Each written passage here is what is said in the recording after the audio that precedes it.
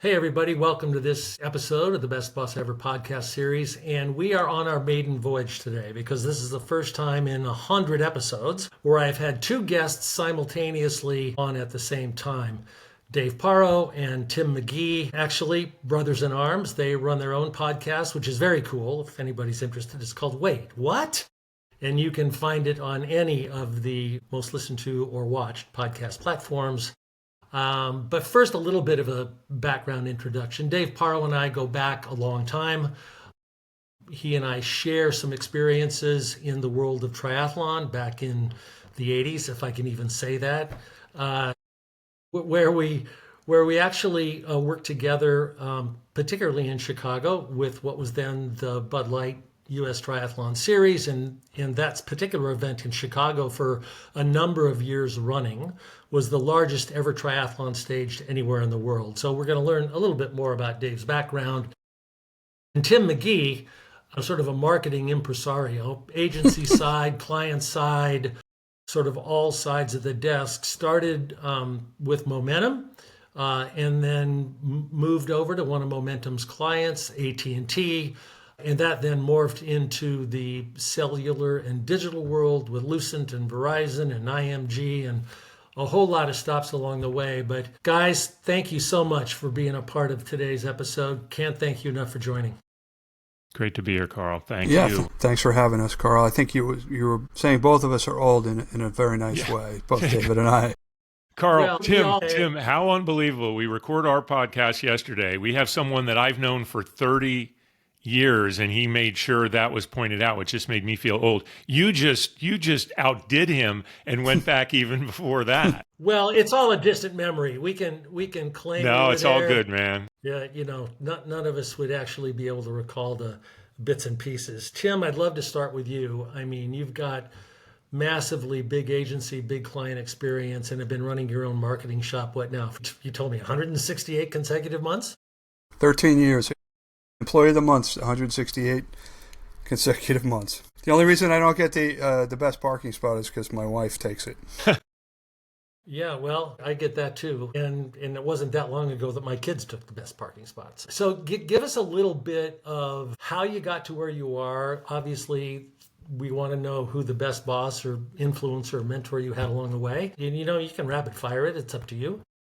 Yeah, so I started at Momentum when I met the founder of Momentum, a guy by the name of Mark Dill Driscoll. And I was running a basketball tournament as a sort of a one-man show, and Dill was friends with the people who were the beneficiaries of this charity basketball tournament. And I went in and talked to Dill. And a quick funny story, if anybody who knows Dill Driscoll, he has an attention span the length of his pinky, but he's absolutely brilliant. So I went in and I talked to him. It was October, and he said, I'm not going to have anything until the end of the first quarter next year. And I said, geez, that's not good. And we talked a few more minutes, and he said, well, I might have something at the beginning of the first quarter. I said, well, this is trending in the right way. And we kept on talking. He said, give me a call right after Thanksgiving and we'll talk. And I said, boy, if this meeting lasts any longer, I'm going to start tomorrow. Well, as luck would have it, we were in a building that has the slowest elevator in New York City, because he walked me out to the lobby, he pushed the button, and it took about 5 minutes for the elevator to get there. And Dill, being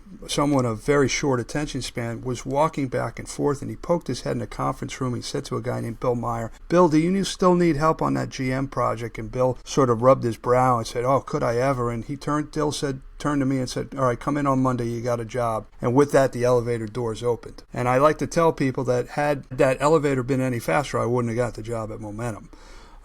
I tell you that because Dill is, to this day, a mentor, a friend, and one of the best bosses I've ever had. I learned so much from him, and something that I repeat to this day with people that I learned from Dill probably on day one, which was plan the work and then work the plan. And he just simplified business into that one pithy saying, and it just really encapsulates the way he approached business. He was absolutely brilliant, creative genius, but really simplified things to make sure that everybody was on the same page and get things done.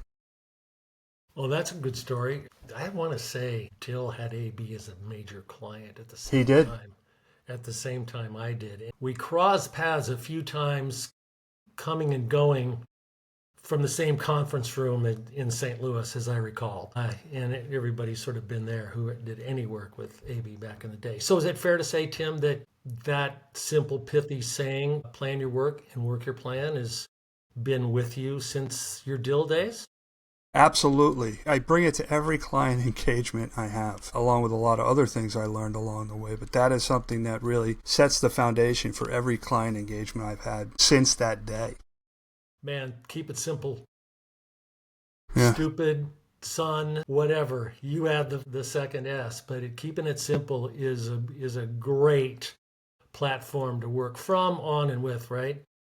Yep. So Dave Paro, you have a different but sort of what I will call parallel lane on the same roadway, right? Yeah, I mean, Tim and I, our backgrounds are actually quite similar in that we both spent time on client side, me at McDonald's and more recently at MoneyGram, and then large agency as well as being out on our own quite a bit. So our paths are interesting.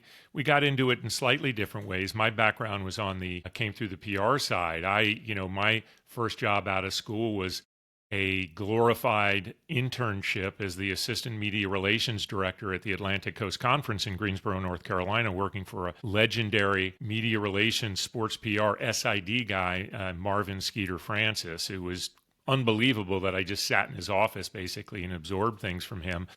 He was focused entirely on basketball and football. I got to do the PR for every other now called Olympic sports. Back in the day, we called them non-revenue sports. You don't say that anymore. But that was a legendary boss that I got to work with, and then moved through PR, moved to Chicago, went to work at DePaul, and then I wanted to just branch into more general marketing and went to an agency, which was the Fleischman Hillard affiliate, Air Public Relations in Chicago. And worked on that Anheuser-Busch business where you and I first met. And yeah, working on the U.S. Triathlon Series, the Bud Light U.S. Triathlon Series was just an amazing experience for sure. And doing all the PR around that, I thought we had such great success with that. I then moved to an agency called Franco, which was a promotion agency largely known for all its work with McDonald's and going back to things like when the U.S. wins, you win, and doing a lot of the early Happy Meal type of stuff. I didn't even work on the McDonald's business. I became the head of the sports marketing area there after a few years. And then I went to McDonald's from there to run the motorsports program and then took over all U.S. Sports alliances. But while I was at Frankel is where I encountered the person that to me is the most, and I've been so fortunate to work for some amazing people, work with amazing people. But Bud Frankel, who was the founder of Frankel, which then sold to Publicis, became what is now known as ARC Worldwide over in the Leo Burnett network. Bud Frankel is still my business idol, my hero. And it largely was because of the way he ran his shop. And everything that I ever tried to do in working with people, mentoring people, when I ran my shop or when I ran a division, I think you could trace back to Bud. And again, I've been around some great people, Paul Schrage, the legendary CMO of McDonald's, who taught me all kinds of things. But Bud had a way of building culture, keeping us accountable, and making sure we understood the power that we had as employers and drivers of the business. And it was just such a special place, I think, to a person, if you talk to anybody that was an alum of that time, but since passed. But he was someone that even the last time I saw him was a celebration for him. And he wasn't, he was getting ill. But when I saw him, the first thing he asked me was, how's my business going? Because I had started my own company about a year ago. And I'm like, first of all, that's awesome that you remember me, Bud. Thank you. But he was just special that way. So he is who I put up so high on that pedestal as far as people that have influenced me from particularly in the marketing services space. Well, that's a legendary agency name for sure. You know, the blend, the synergy, the iron sharpens iron relationship between big brand client, whether it's AT&T or McDonald's, and their, if you will, cadre of agencies. Those are super interesting relationships. And there's no big brand that I'm aware of that doesn't have a number of shops that they work with or rely upon. And I think you guys are both testaments to that on both sides of that desk. So This is a area that I love to explore. It's the combination of the tension between brand client and agency and how you work through that tension to get to the right answer. Well, there's a good time to add this one quick story, if I could, is that I was hired away by McDonald's from Frankel. Like I said, I wasn't working on the business at that time, but I knew a lot of people out at McDonald's and they knew of me. And I got recruited to go out to go there. And it was at a time where they had just, the agency and the client had just had an agreement, supposedly, that they weren't going to poach people. And so I was in London working on a United Airlines piece of business. I get a call from Dean Barrett, who was running that area at that time. And he's like, I need a decision. Are we going to do this? And I ultimately accepted the job. And then, so he had reached my hotel room back then because we weren't carrying cells. And then he calls me back 5 minutes later. He's like, oh, wait a minute. This is the first time I've told this story publicly, by the way, Carl. I love this. And he's like, we're going to have to break this news to the folks at Frankel. And it wasn't so much Bud. It was a gentleman by the name of Jim Mack, which we all figured out, and it was all good. Anyway, it was a fun. I'm like, oh man, I don't know how this is starting out, but it was funny. But we had great respect for each other between client and agency. And it's not a great relationship if it doesn't have pitfalls and potholes, and sometimes the car goes into the ditch, but you get it back on the road, right, Tim? I mean, these kinds of relationships are the best of times and the worst of times, and the good ones stand the test of time. Yeah, the only relationship I've ever had that hasn't gone sideways at one point or another is with my dog, and I'm not sure my dog would have the same response. Yeah, no, good stuff. All right, well, listen, we've heard the good. Do either of you have any, let's say, not so great experiences, whether it be a client, a boss, a mentor, or whatever, that informed and continues to inform how you guys run your collective businesses? Would you like to go first, David? Well, listen, here's what I'll say is that, not necessarily, Tim, but I will, since you, is that I think you're right, Carl, is that we learn and should learn from everything, both the good and the bad. And you understand what you don't want to be to your people, what you don't want to be to your clients, what you don't want to be to whatever the audience is at the time. And sometimes you have to, make sure that you're managing yourself in such a way, because we get heated at times, we get emotional at times. But one thing that has stood out to me, a couple things. One is not treating everybody as though they're a valuable member of the team, regardless of level. I've been around some people that I don't think have done a particularly good job of keeping everything fair. And then the other thing is on the client side, just the berating people, the ones that would send their agencies off almost in tears. And I've seen that more than once. And while I've had those very tough presentations, and I try to learn from those in one way or another, I think the biggest lesson to me was always, again, going back to that idea of treating people in a certain way, how you'd like them to be treated, even if you have to be tough on them. And I've had to be tough on agencies, and clients have had to be tough on me. There is a way to be firm, and there's a way to be direct, and there's a way to be hard sometimes, without taking dignity away from people. And I've seen that a few too many times, and I've learned from that. I'd like to think I've learned from that. Well, listen, that's a huge, huge part of leadership at whatever level. I mean, because at the end of the day, right, we're all in the people business. People are the most important assets, not the Big Mac, right? Or not the cell phone. Big Mac was pretty good. Okay, well, all right, I'll give you that.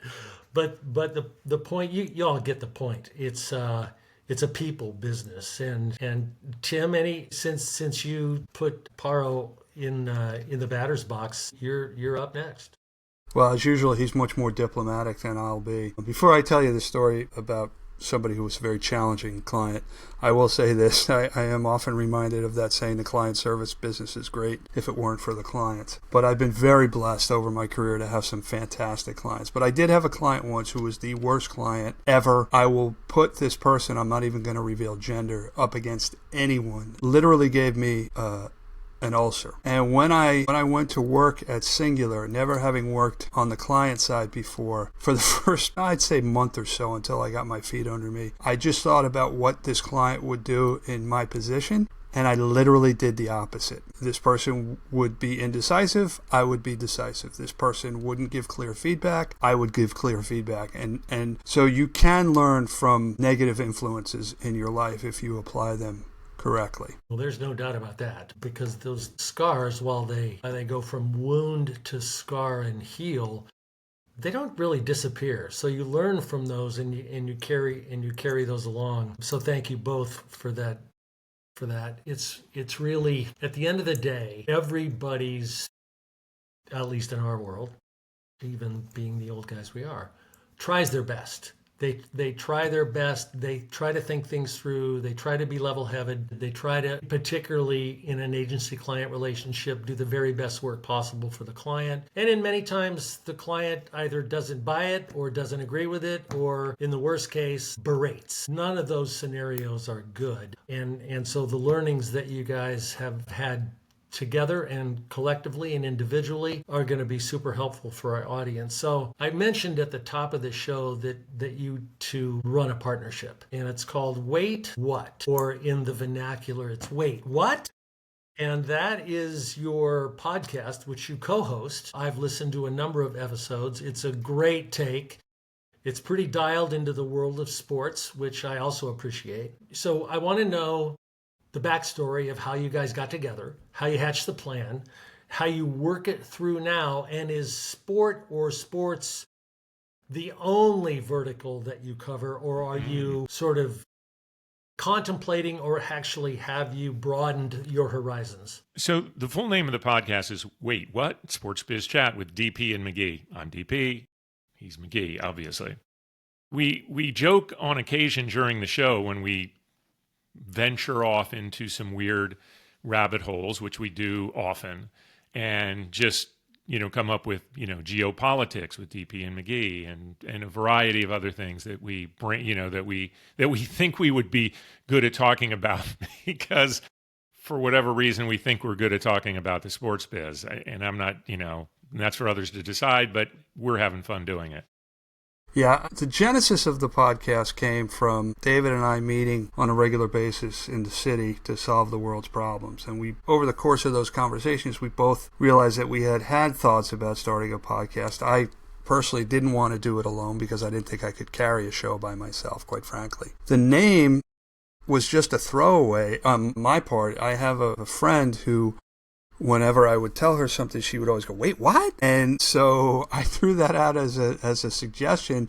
It was under the guise of there's no bad ideas in a brainstorm, and David was like, "I like it." So that's how we did it. But to your question about whether we move more broadly on from just sports, we have kidded in the past that David and I are both political junkies, and we've joked that if we ever started a political podcast, given today's climate, it would be called Wait What the F, if we ever talked about politics, but I think we'll stay away from that. Yeah. Right.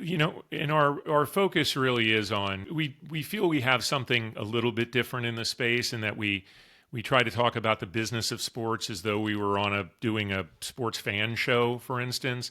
But we try to stay focused on the business side. But we do have a lot of fun. Tim is one of the funniest guys I've ever been around. There is not a show that I don't laugh. If you ever watch any of the videos, there are moments where I'm just absolutely cracking up. And that's in my typical, because I only probably catch half of his really good jokes because I'm focused on the next thing I want to say. But so I go back when I'm editing and I'm like, damn, that was funny. And I have to write him. I'm like, sorry, I missed that joke, man. But listen, it's been such a treat at this point of our lives, I think, to have fallen on this thing that's a brand new opportunity for us to share our thoughts on a business that I think we're still super passionate about and still have something to offer in, not just on how we cover, but what we do in our business world. So yeah, I just feel really thankful for that. And we are tremendously blessed by the people who have been willing to come on the show and talk to us. We've run the gamut across virtually every sport, domestic and globally, and very few times have people declined to come on, and that's okay. well, it's not really. But the people who have come on, everybody from Jeff Burton of NASCAR on NBC to Kathy Engelbert to Dave Wright at U.S. Soccer, Mark Lazarus, chairman of NBC Universal. We've been absolutely blessed. And I'm, leaving out obviously 100 plus more of the guests that we've had.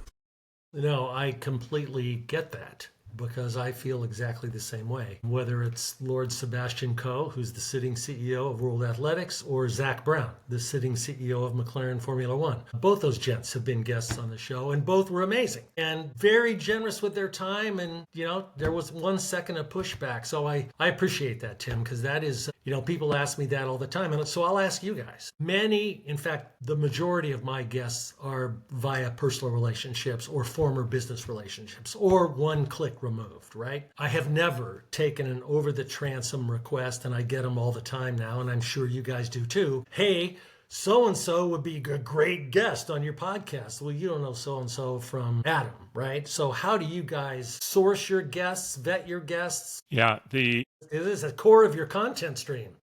It is, and we never wanted to be just a guest-driven show. So we will have segments within the show that aren't the guest part. We do an upfront part, we do the guest segment, and we do a close, and then we'll do some that we don't have a guest on. And there's never a problem for us filling time with just talking about stuff. But it started as people that we thought would be interesting and that we did have good relationships with. That one of us had a relationship with, like to your point. So that is a main driver.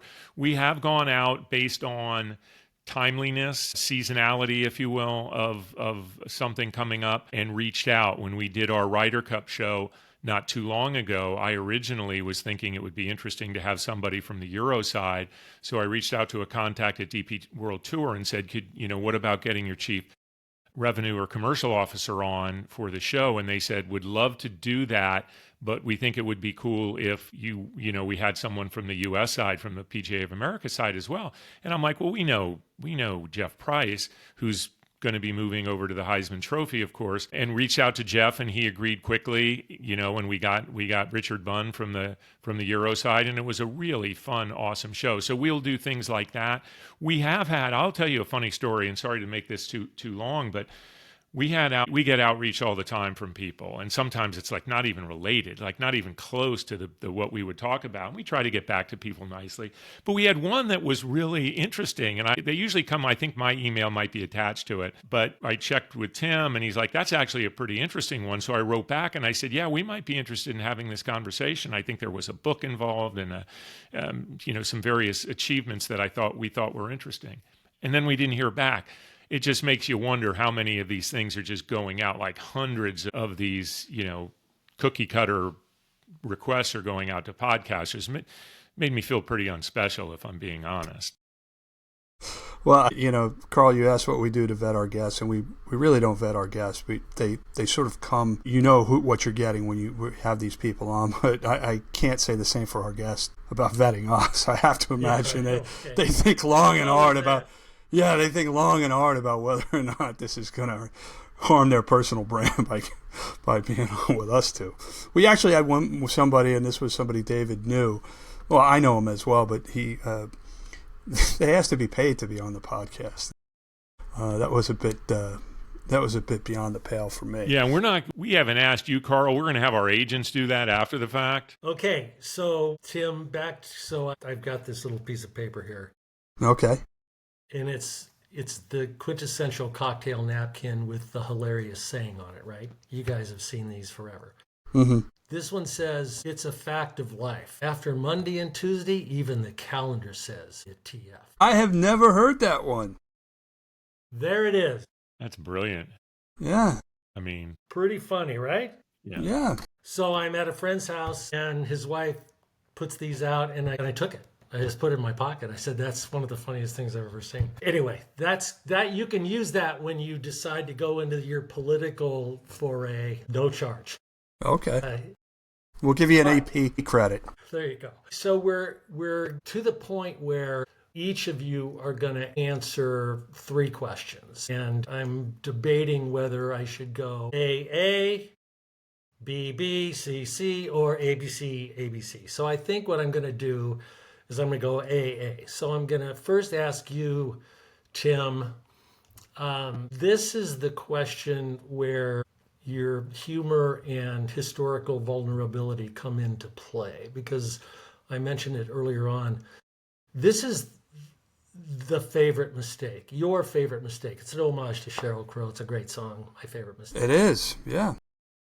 So this is where, you messed up big time, figured it out. Those around you helped you figure it out, but you dealt with it, you learned from it, you moved on, and you still carry those learnings today. That's a really tough question. I think there were times early in my career where I took things too personally, maybe hence the ulcer that I talked about earlier. But I've come to the point in my career now where I don't take things personally. And if somebody does something to tick me off, whether it's a client or a property or something like that, I just step back and take a deep breath. Like this, I take great pride in the fact that I've never knowingly burned a bridge in this industry.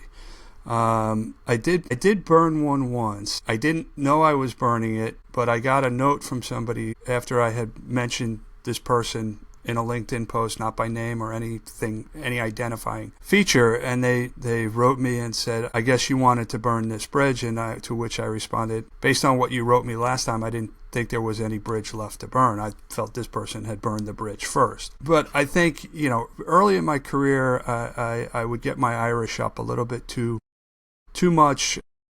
I was smarter than everybody. Why was my client so foolish?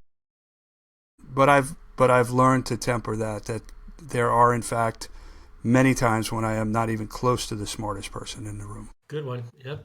I like that. David, yours? Yeah, this is a bit of a tough one. Listen, I've made a lot of mistakes. I've had hiring mistakes where I didn't hire someone.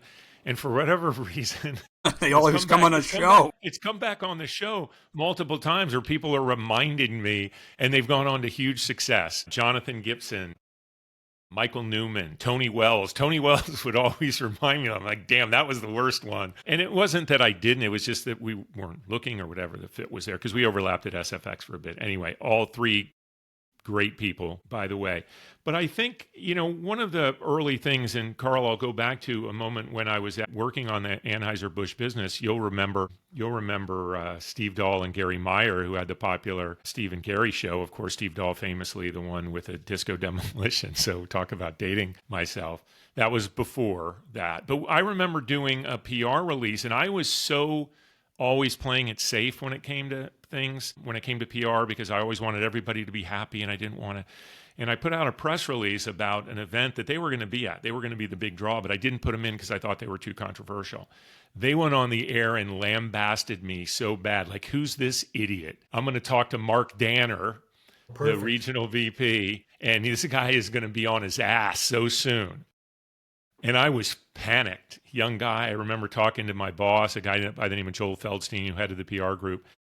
And then I called the client and I said, I'm sorry, they're saying this, I didn't mean, and they're like, relax. When I met Steve, he was laughing so hard at the event. He's like, you haven't been in Chicago all that long, have you? Did you not get the joke? This is just what we do. And I remember going, I have got to freaking ease up a little bit on that. And at the same time, be a little less careful, I think, in always trying to please everybody when you're doing marketing stuff and when you're dealing with client ideation.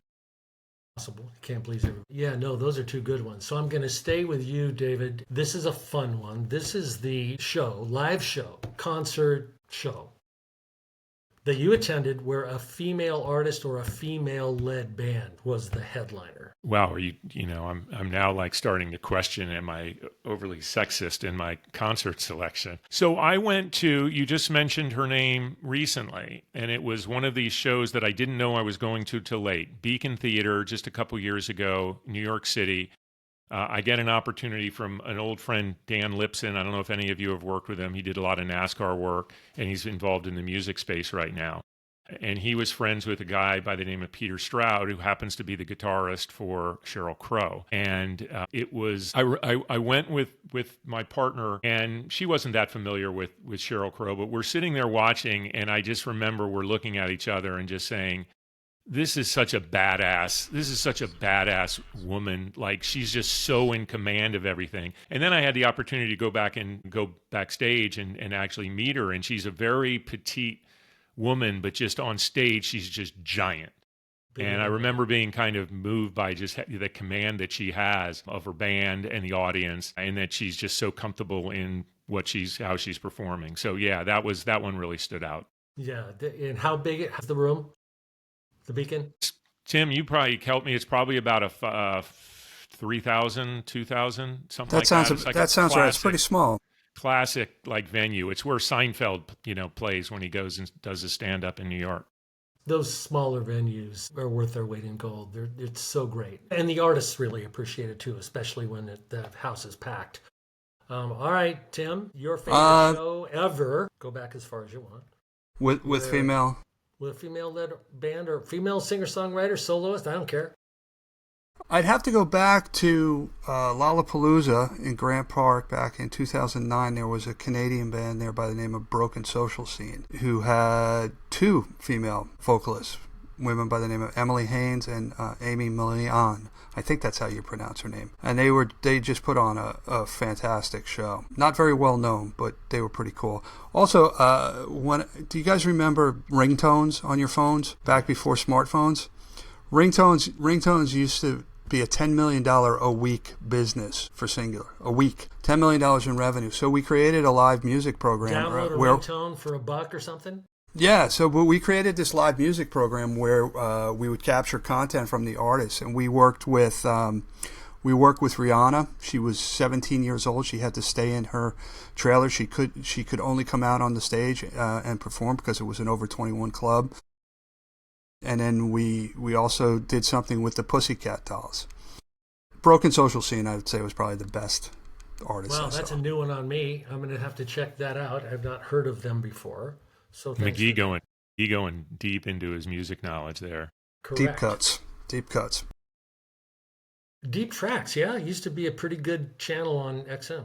Yeah, they moved it to the app. Right. Yes, exactly. Okay, so for you, Tim, here's the last one, and it's my favorite one. And this is your favorite word and why? Ostensibly, because it makes me sound smart. I don't even know if I use it right. You do use it right.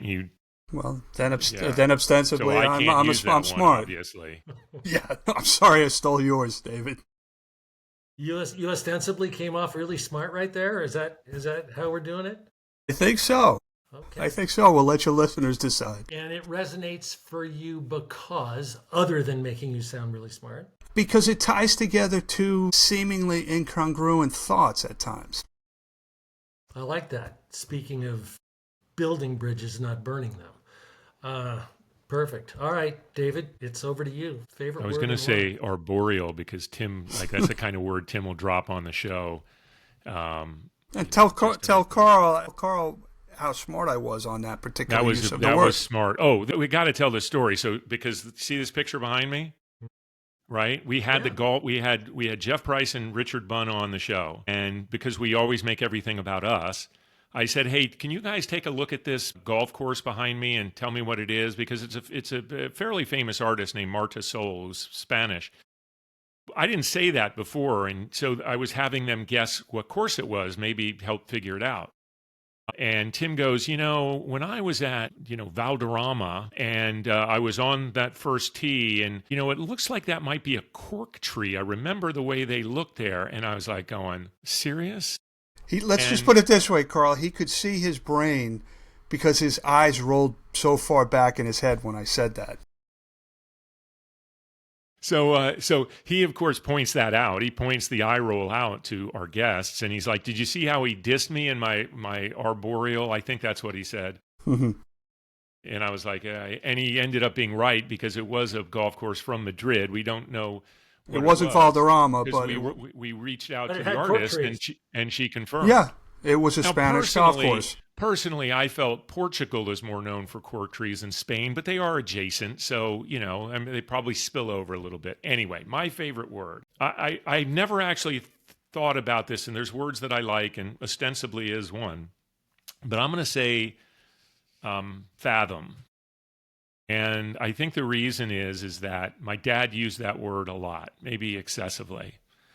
But it speaks to me about understanding and imagining, and can you fathom this? Can you think, and can you make something can you actually manifest something? So it's always been a word that I like, and I like the way it sounds. So I thought you just like to measure oceans. Yeah. See, I was going there. So the erudite version is Dave Paro's definition, and the seafarer's version is why the hell would they measure in fathoms? Versus... sometimes we don't know. That might have been the reason my father said it, because my father, as a teenager, fished with his father on the Pacific Ocean and off of Washington and California, and so maybe that's where his use of it came from. Good stuff, gents. This has been really fun. By the way, I had no idea that I was going to be doing a comedy show here.